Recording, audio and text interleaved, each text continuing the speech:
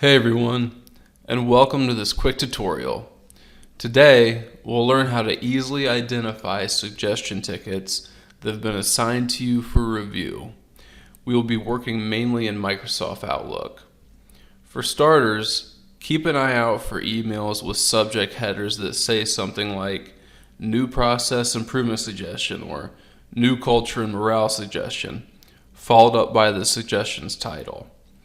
The sender name will be me, Dane Starkey, and the message will be sent from notifications@cognito.com, so don't be thrown off. It's not a spam message.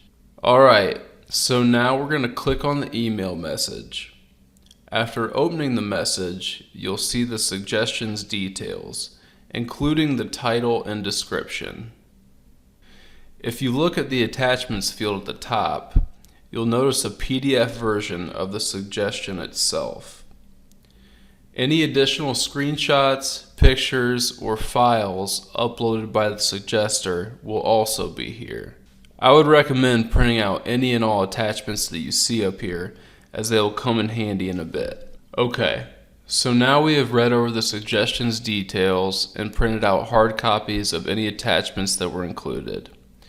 Now we want to access the Tier 1 evaluation worksheet, which you can do via this link. This downloads a blank PDF template. You will want to print this out so that you can use it during the evaluation process. I will explain this part in a later video. As an aside, you will notice that there is a blue button that says Open Form. You won't need to click on that just yet. That button will take you to the live version of the suggestion form, which is where you will finalize the review process. For now, you will want to just focus your efforts on the most important part of the evaluation process, which is completing the worksheet. That's it. Now you know how to spot a suggestion when one has been sent to your inbox to be reviewed, how to open it up and look it over, and how to access any pertinent documents. Thanks for watching, and see you in a bit.